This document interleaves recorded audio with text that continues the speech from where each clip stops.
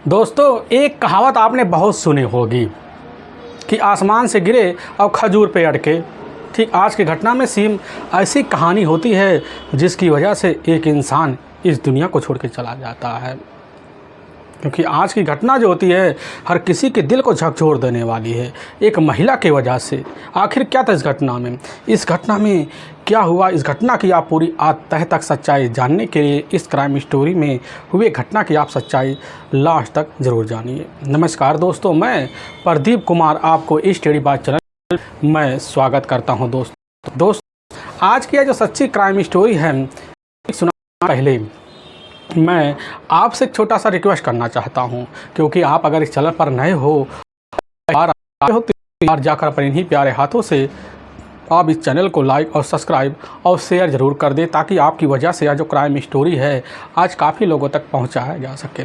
दोस्तों, आज की जो सच्ची घटना एक बिहार का ही और उसी में एक जाना माना पूर्णिया ज़िला पड़ता है और उसी में एक जाना माना रोटा थाना भी लगता है। मैं बात कर रहा हूँ ठीक अब 1 मार्च साल 2026 का रात का वही 11 बजे के आसपास का टाइम होता है। उसी वक्त रोटा थाने के कुछ सिपाही कर्मी होते हैं, मौके पर अपने इलाके में अब गश्त कर रहे होते हैं। लेकिन जैसे ही अब रात का वही 11 बजे के आसपास का टाइम होता है तो उसी वक्त जो होता है अब अपने ही इलाके के सटे हुए जो पुलिया होता है जाना माना उसी के पास पहुंचते हैं तो देखते हैं कि साइड में जो घासे हुए उसी घासे पर अब एक बाइक जो होता है गिरा हुआ पड़ा हुआ है। लेकिन जब नज़र मारते हैं उन घासों में देखते हैं कि आखिर घास जो होता है ब्लड से रंगा हुआ है। उनके मन में शंका होता है तो जैसे आगे बढ़ते तो थोड़ा झाड़ी के किनारे जगह मारते हैं, देखते हैं कि उसी झाड़ी पर एक युवक पूरी तरह से खून से लथपथ अवस्था में पड़ा हुआ है। तुरंत सिपाही कर्मी जो होते करीब जाते तो तरीके से वहाँ निरीक्षण करते हैं। उसकी जो सूचना होता है अपने पुलिस थाने में अपने थाना प्रभारी को दे देते हैं और वह भी जैसे खबर पाते अपने दल बल टीम को लेते एक टीम लेकर उसी वक्त वह भी घटना पर पहुंच जाते हैं। और सिपाही कर्मी जो होते तौ तरीके से अब उस व्यक्ति की जांच पड़ताल करते हुए उसकी जानने के लिए अब यह लग पड़ जाते हैं कि आखिर यह व्यक्ति यहाँ पहुँचा कैसे। लेकिन पहली नज़र में पुलिस की टीम को भी यही ज्ञात हो जाता है कि बस करो कोई बड़ी गाड़ी पीछे से आ रहा होगा और आगे या पीछे से बंदा जा रहा होगा अपनी बाइक लेकर, फिर उसी गाड़ी ने टक्कर मारा और जाकर साइड में बाइक सहित इस दुनिया को छोड़ के चला गया। तब तक पुलिस की जो टीम के सिपाही होते हैं उसी वक्त जाते उस व्यक्ति की जेब तलाशी भी लेते हैं। उम्र यही लगभग अब 25 साल के आसपास होता है। लेकिन जब जेब तलाशी लेते तो उसी में जो होता है आधार कार्ड और पैन कार्ड कुछ कागज़ निकलते हैं और उसी आधार कार्ड पर साफ साफ तक अब नाम भी लिखा होता है। पुलिस की जो टीम होती है उसी वक्त उस नाम को एहसान पढ़ लेती है और पढ़ने के बाद उसका आता पता देखती है और पुलिस की टीम उसी वक्त उसकी सूचना अब थाने भेजवा। लेकिन थाने में पता चलता कि अभी तो ही शाम के टाइम में लगभग 8 बजे के आसपास अपने ही थाने में एहसान नाम एक लड़के का गुमशुदा का मुकदमा दर्ज करवाया गया है, जो दोपहर के टाइम में ही अब इधर सऊदी से गांव पहुंचा। आखिर उसके साथ यह कैसे हो गया। पुलिस की जो टीम होती है गुमशुदा के बारे में इसकी जानकारी तुरंत एहसान के घर परिवार वालों को दे देती है। अब एहसान के परिवार में उसकी पत्नी समरीन होती है जो मौके पर अपने मायके होती है और मायके जब यह खबर पता समरीन उसी समय दंग से रह जाता है कि ये भी शादी के 2 साल गुजरे नहीं थे। आखिर उसका अपना सुहाग दुनिया को छोड़ के जा चुका था और उसी वक्त पूरे परिवार वाले जो होते हैं उसी घटना पर पहुँचते हैं और जैसे ही अब इधर एहसान के जो अपने पिता होते हैं अब्बू होते हैं देखते उसी समय वहाँ चीख चिल्लाना शुरू कर देते हैं। पुलिस की टीम होती है तो तरीके से निरीक्षण भी करती है। अब लोगों से वहाँ कुछ पूछताछ भी करती है और जब पूछताछ किया जाता है तो उसी पूछताछ के बाद यही पता चलता है कि आखिर जो होता है बड़ा ही सीधा साधा एहसान था। लगभग 18 महीने पहले जो होता है सऊदी गया हुआ था, लेकिन वहाँ पर इधर ईरान से युद्ध होने की वजह से जो होता है इमरजेंसी अपने गांव आना पड़ा अपनी ज़िंदगी बचाने के लिए। लेकिन लोगों को नहीं वहाँ पता होता कि ज़िंदगी वहाँ से तो बचा के आया लेकिन यहाँ तो अपनी जीवन लीला समाप्त करवा लिया। आखिर यह कैसे हो गया। लेकिन वहाँ पर कुछ सहकर्मी भी होते हैं, उनके मन में शंका होता है क्योंकि जो घटनास्थल का दृश्य होता है ऐसा लग रहा था कि रोड एक्सीडेंट में जो होता है इधर एहसान का मौत नहीं हुआ है, क्योंकि उसके सिर पर कई जगह गहरे गहरे चोट भी होते हैं, निशान भी होते हैं। पुलिस के मन में शंका होता है, लेकिन पुलिस की टीम यह शंका जानने के लिए उसी वक्त अब पंचनामा भरती है और पोस्टमार्टम के लिए भेजवा देती है और रिपोर्ट का जब इंतजार करती है और रिपोर्ट भी आ जाता पता चलता है एहसान की जो मौत हुई है वह रोड एक्सीडेंट में नहीं हुई है, बल्कि उसकी बड़ी बेरहम तरीके से हत्या की गई है। उसकी अपनी खोपड़ी जो होता उसके शरीर पर जो होता कई जगह गहरे गहरे घाव भी एक किसी तेजधार हथियार के बने होते हैं। और पीटने के भी निशान होते हैं। पुलिस की टीम उसी वक्त इसकी जो जानकारी होता है एहसान के परिवार वालों को दे देती है। एहसान के परिवार वालों से जब यह बात सच्चाई बतलाया जाता है तो वह उसी समय टूट जाते, कहीं लग जाते कि साहब हमें नहीं पता कि हमारे बेटे का किसी के साथ क्या दुश्मनी था। लेकिन जब एहसान की अपनी माँ से पूछताछ कि एहसान की अपनी माँ जो करने लग जाती कि साहब हमारी जो अपनी बहू होती है इधर समरीन लगभग अब कई महीनों से अपने मायके पड़ी हुई है, लेकिन साहब हमारे घर में जो होता है ज़्यादातर समरीन का ही अपना ही अब एक चचेरा भाई जो होता है अब सिराज का काफ़ी आना जाना होता है। हमें लग रहा है सिराज और समरीन के बीच कुछ ना कुछ रिश्ता है और हमारे मन में एक शंका ज़रूर है कि हमारे बहू पेट से है। यह बात जैसे पुलिस की टीम सुनती करने लग जाती है कि जब 18 महीने से जो होता है इधर एहसान दुबई पड़ा हुआ था तो समरीन पेट से कैसे हो सकती है। और पुलिस के मन में शंका होती है, जिसके बाद पुलिस की टीम अब इधर सिराज और साथ में समरीन के मोबाइल नंबर कैसे न तैसे ले लेती है। उसके मोबाइल नंबर का पूरा CDR डिटेल भी निकाला जाता है और पता चलता है कि समरीन और सिराज के बीच कई महीनों से लगातार लंबी लंबी बातें भी हुआ करते थे। और इधर 1 मार्च के दिन भी सुबह से लगभग कई बार बात इधर समरीन के द्वारा अब सिराज के मोबाइल पर भी किया गया होता है। पुलिस का शंका वहीं बढ़ जाता है, इसलिए पुलिस की जो टीम होती है एक टीम लेती है, पहुँच जाती है समरीन को अपने कब्जे में लेकर थाने। और थाने जब समरीन से पूछताछ किया जाता है तो उसी समय लग जाते कि साहब हमें नहीं लग रहा हमारे पति का कोई हत्या कर सकता है। लेकिन समरीन से जब यही बात पूछा जाता है कि आखिर जो होता है हमें सच सच बतला दो, क्या तुम पेट से हो। यह बात जब समरीन सुनती है उसी वक्त इनकार करते हैं, लेकिन उसके चेहरे के भाव कुछ और होते हैं। इसीलिए पुलिस की जो टीम होती है समरीन से कैसे न तैसे कर उसका सैंपल लेते हैं और लेने के बाद अब जो होता है टेस्ट के लिए भेजवा भी देते हैं और रिपोर्ट आता तो पता चलता कि समरीन लगभग 2 महीने से पेट से है। यह बात पुलिस को बड़ी तेज़ खनक जाती है। आखिर अब शंका के बदलने के लिए भी तैयार खड़ा हो जाता है, लेकिन पुलिस की टीम शंका को और बदलने के लिए अब समरीन को अस्पताल लेकर पहुँचते हुए राउंड भी होता है। पता चलता कि समरीन सही में 2 माह से पेट से है। अब यह बात पुलिस बिना किसी हिलावाली के समरीन के सामने जब रखती, समरीन बिना किसी हिलावाली के अपने पति एहसान राज की हत्या का जुर्म कबूल कर लेती है। लेकिन जो सच्चाई जो कहानी बताती है अब इसे सुनकर जो होता है वहाँ के जो लोग होते हैं हैरान परेशान हो जाते हैं। असल में बिहार जो प्रदेश पड़ता है उसी में जाना माना किशनगंज जिला भी पड़ता है और उसी में जाना माना कोचम धामन एक गाँव भी पड़ता है। उसी गाँव के रहने वाले अब सबीर आलम भी होते हैं। उनके परिवार में उनकी अपनी पत्नी होती है इधर नूर जहाँ खातून। अब इधर शादी आलम के टोटल 3 बेटे और 1 बेटी भी होती है, लेकिन जो एक बेटी होती है ऑलरेडी शादीशुदा भी होती है। उनके घर में बड़ा जो बेटा होता है मौके पर एहसान राज, वह मौके पर बड़ा होने के नाते अपने घर की जिम्मेदारियों को भी समझता था, लेकिन कैसे न तैसे कर 10वीं की पढ़ाई भी कर लेता। जब पढ़ाई कर लेता है तो उसी वक्त छोड़ छाड़ कर अपने पिता के साथ अब खेती गृहस्थी में भी लग पड़ जाता है, क्योंकि उसके पिता के पास थोड़ी बहुत पुश्तैनी ज़मीन होती है जिसमें काफ़ी सारे जूट और काफ़ी सारे गेहूँ भी उगाने का अपना जरिया होता है। उसी से उनकी आमदनी भी हो जाती थी। और इधर जो होता है खुद एहसान अपने पिता के साथ घर गृहस्थी में बेचे तरीके से चाहे धूप हो चाहे छाँव हो चाहे बारिश हो मेहनत भी करवाया करता था। अब पीछे नहीं हटता है समरीन ताज तौर तरीके से इधर आप तौर तरीके अपनी ज़िंदगी कैसे न तैसे चल कर अब एहसान का बीतने लग जाता है। और बीतते बीतते जब कई महीनों का जब वक्त बीत जाता है, बीतने के बाद जो होता है सालों का वक्त निकल जाता है, लेकिन तभी जो होता है शादी आलम को पता चल जाता है कि हमारा जो बेटा होता है एहसान पूरी तरह से शादी के दिन पहुँच चुका, अपनी जिम्मेदारियों को पूरी तरह से निभा चुका है और शादी का फैसला लेते हैं। तभी घटना से मात्र 2 साल पहले जो होता है पूड़िया के अब जो गोमनी गांव पड़ता है उसी गांव के ही रहने वाली समरीन ताज होती है। देखने में काफ़ी खूबसूरत भी होती है, लेकिन उतना ज़्यादा पढ़ी लिखी नहीं होती है। लेकिन समरीन को जैसे ही अब मुलाकात करवाया जाता है एहसान राज से, उसी समय एहसान राज समरीन को देखकर अब पसंद भी कर लेता है। लेकिन समरीन ताज की अपनी एक अलग ज़िंदगी होती है, क्योंकि जब उसका बचपना बीतता है तो उसी बीच उसके ही इलाके का रहने वाला उसका अपना एक चचेरा अब भाई होता है अब सिराज। अब सिराज के साथ जो होता है समरीन का उड़का बैठका भी होता है।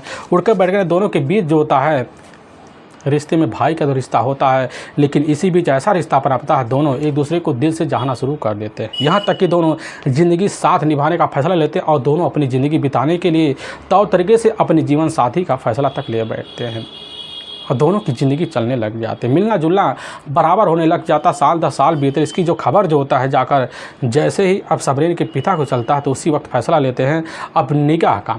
और इसी बीच जैसी खबर लगता है जाकर तो तरीके से एहसान के बारे में तो उसी वक्त देख दिखाव कर बड़ी जल्दी समरीन का रिश्ता भी तय कर दिया जाता है। लेकिन समरीन इसकी जो खबर होता है अब अपने ही चचेरे भाई सिराज को दे देती है। सिराज जो होता है पारिवारिक दबाव की वजह से उस रिश्ते में कतई अड़ंगा डालना नहीं चाहता, जिसकी वजह से बड़ी जल्दी जाकर अब से समरीन की निगाह जो होता कसरत ऐसे कर एहसान के साथ हो जाता है। लेकिन समरीन जब एहसान के साथ गांव में आती तो तरीके से तो रहती तो है, लेकिन अपने प्रेमी से बराबर जो होता उसका फ़ोन पर लगा पड़ा होना चालू रहता है। लेकिन किसी को शंका अपने मन में नहीं लेने दी जाती है कि हमारे और अभी भी अपने पुराने चचेरे प्रेमी सिराज के बीच कुछ चल रहा है। इधर अपने पति जो होता है तो तरीके से एहसान की ज़िंदगी में रम धम जाती, तो तरीके से ज़िंदगी बिताने लग जाती है। और इसी बीच ज़िंदगी बीतते बीतते कई सालों का जब वक्त बीत जाता है तो घर में खुशियों का माहौल भी पनप जाता है और एक बच्चे की माँ बनती है। लेकिन ज़िंदगी ऐसा चलता है कि चलते चलते जो होता है इधर ना समरीन को पता चलता है और ना एहसान को पता चल पाता है। लेकिन एहसान देखता है कि घर भी नहीं बना हुआ, खेती बाड़ी में दिक्कत हो रहा है, जिसकी वजह से वह फैसला अपने पिता के साथ जो होता है तो तरीके से जाता है, कर्जदार से काफ़ी सारे कर्ज ले लेता है और फिर अपने घर की तो तरीके से निर्माण मकान पुराना शुरू करवा देता है। लेकिन जब करवा देता तो पूरा भी हो जाता है और इसी बीच उसके खेतों में आमदनी कम होने लग जाती, जिसकी वजह से परेशान हो जाता है। इतना परेशान हो जाता कर्जदार की वजह से अब वह फैसला लेता है कि हमें कहीं शहर का रास्ता देखना पड़ेगा। तभी उसके कुछ दोस्त सऊदीया में भी रहा करते थे और सऊदीया में रहने की वजह से जो होता है उसकी मुलाकात बराबर फ़ोन पे आए दिन चला करती थी। एहसान उनसे बात करता तो पता चलता उनका वीज़ा बड़ी जल्दी पास हो जाएगा। एहसान इसकी खबर आकर समरीन ताज को देते हैं और समरीन ताज जैसी खबर पाते उसकी खुश ठिकाने नहीं, क्योंकि उसको पता होता कि अगर शौहर यहाँ से चले गए तो मुलाकात करने में आसानी भी हो जाएगी और अपने पति को अब काफ़ी तारे भरोसे भी दिलाती है कि तुम शहर जाओगे, विदेश जाओगे तो गाँव का खर्चा अपना आराम से चल पाएगा तो तौर तरीके से सारे कर्जे मुक्त हो जाएंगे। और काफ़ी सारे भरोसा इधर एहसान को समरीन दे भी देती है। एहसान भरोसा कर लेता है और फिर उसी भरोसे पर ठीक जो होता है 18 महीने पहले दुबई निकल जाता है, वहाँ जाता है। वहाँ जाने के बाद जो होता है तो तरीके से एक ट्रांसपोर्ट कंपनी में अब नौकरी पा जाता है, करना तो शुरू कर देता है। लेकिन अपने परिवार के कर्ज देखता है तो उसी वक्त फैसला लेता है ओवरटी का और फिर 4 से 5 घंटे और मेहनत भी करना शुरू कर देता है। उसी मेहनताना उसको बड़ी जल्दी मिलने लग जाता है और फिर घर लगभग 35 से 40 हज़ार हर महीने भेजना शुरू कर देता है। अब इधर समरीन जो होती है कुछ पैसे पाती अपने शौक और श्रृंगार और यहाँ तक मौका पाती अपने मायके अपने पुराने प्रेमी अब सिराज से मिलने में कोई कसर भी नहीं छोड़ती है। बराबर जो होता है मायके आना जाना भी होता है।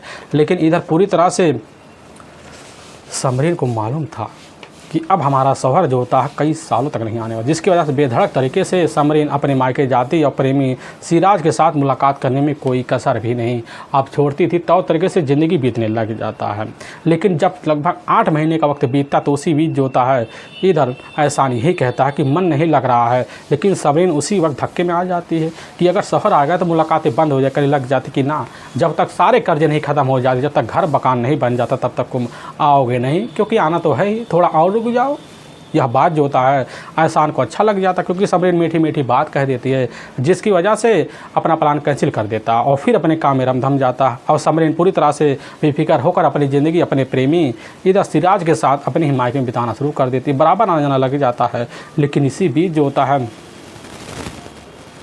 अचानक अब पता चलता है कि अब जो होता है ज़िंदगी उफान पे ना आकर एक नए पड़ाव पर खड़ी है। तभी जो होता है घटना से मात्र अब 2 माह पहले समरीन को पता चलता है कि हमारे पेट में जो होता है एक अंश आ गया है। अब इसकी खबर जैसे ही सिराज को लगता है, सिराज कहने लग जाता है कि इस बच्चे को इस दुनिया से हटाओ। लेकिन यह बात जब सुनती है समरीन कहने लग जाती है बच्चा नहीं जाएगा, तुम्हारे नाम से लेके रहेंगे। लेकिन दूसरी तरफ तब तक जो होता है पता चलता है कि इधर दुबई में जो होता है इराक का बड़ी तेज़ हमला हो चुका है, जिसके वजह काफ़ी लोग परेशान हैं। अब इसकी खबर जो होता है कि इधर जाकर एहसान के परिवार वाले रो रो कर घर बुरा हाल हो जाता, कहीं हमारा बेटा किसी मजबूरी की वजह से वह भी ना फंस जाए। यही सब सोच साच कर मिन्नतें करते हैं। लेकिन कैसे न तैसे कर पता चलता है एहसान का वीज़ा अब पास हो गया। एहसान का खुशी ठिकाने नहीं रहता है अपनी घरवाली के लिए अब जाता है, काफ़ी महंगे महंगे गहने लेता है, कड़ी लेता है, झुमके लेता है, काफ़ी सारी व्यवस्था करता है, काफ़ी सारे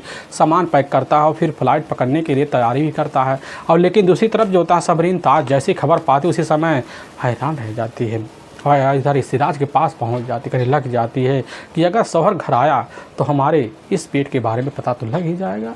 अब यह बात जब सुनता कहने लग जाता है कि आखिर जो होता है अंश अपना कभी हम समाप्त नहीं करेंगे, भले तुम्हारे शौहर को समाप्त करे।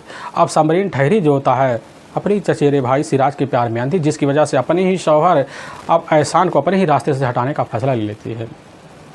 दूसरी तरफ जो होता है अपनी जान को छुड़ाते हुए एहसान वहाँ से फ़्लाइट पकड़ लेता है और ठीक 1 मार्च साल 2026 को अपने ही पैतृक अब गांव पहुंच जाता है। और जब पहुंचने के बाद अपने परिवार से मुलाकात करता है। अपनी पत्नी इधर समरीन को बार बार आवाज़, लेकिन कमरे में से निकलती नहीं है। तब उसकी जो अम्मी होती है बाहर आती करने लग जाती कि बेटा तुम्हारी जो पत्नी है लगभग कई महीनों से अपने मायके गई हुई है। अब यह खबर जैसे ही पाता है तो उसी वक्त फ़ोन मिलाता है। एहसान कहने लग जाती कि आज इत्तेफाक है और तुम जो होता है रमज़ान के इस मौज का फ़ायदा उठाओ, आओ हमारे साथ मौज मिलाओ। अब यह खबर जो होता है एहसान पाता है तो खुश हो जाता है, क्योंकि उसको पता नहीं होता हमारे पीछे प्लान बन चुका है। लेकिन दूसरी तरफ प्लान तो बन चुका होता है, क्योंकि सिराज अपने 2 दोस्तों को लगाकर हमेशा हमेशा के लिए एहसान को अपने रास्ते हटाने का ठिकाना चुका होता है। और जैसे ही खबर पाता उसी वक्त अपनी बाइक उठाता शाम के टाइम में और फिर जो होता है निकल जाता है। और जैसे निकलता तो उसी वक्त जो होता है होके पर अब जाकर पूड़िया में जो रोटा थाना पड़ता है उसी के इलाके जो पुल पड़ता है वहीं पहुंचता है। पहुंचते ही वहां रात के लगभग 7 बजे के आसपास के टाइम में इधर 3 लोग सिराज के साथ खड़े होते हैं। अचानक बाइक अकेला देखकर वहीं टूट पड़ते हैं और इधर जो होता है एहसान नहीं समझ पाता और फिर उसी के ऊपर डंडे से प्रहार करते हैं। और बेहोशी की अवस्था को देखकर अपने जेब से इधर सिराज इधर हथियार निकालता, फिर उसी से बड़े बेरहम तरीके से हत्या कर देता है। फिर बॉडी को साइड लगाता है और बाइक ऐसे गिरा देता है ताकि लोगों को लगे किसी भारी वाहन ने टक्कर मारा है, जिसकी वजह से इस व्यक्ति की सड़क दुर्घटना हुआ है। और सारे प्लान बनाकर वहाँ से तो निकल जाता है, लेकिन वाकई में दोस्तों पुलिस के सामने यह सच्चाई बहुत जल्द निकल के भी आ जाता है। बस एक गलती की वजह से इस दुनिया को छोड़कर जाने पर मजबूर एहसान हो जाता है। लेकिन वाकई में दोस्तों यह सच्चाई हर किसी के दिल को झकझोर जाता है। उसकी जो टीम होती है अब तीनों को ले जाती है, वहाँ की कोर्ट पेश कर देती है। कोर्ट में तीनों के ऊपर काफ़ी गंभीर धारा में मुकदमा दर्ज करके ले जाकर हमेशा हमेशा के लिए जेल आंखों के पीछे भी डाल देते हैं। दोस्तों हम इस घटना का सुनाने का जो उद्देश्य किसी के दिल को ठेस पहुंचाना नहीं है, बल्कि आपको बताना है कि आप जहां भी रहें आप सावधान और सतर्क जरूर रहें। फिर मुलाकात होगी, तब तक के लिए जय हिंद और जय भारत।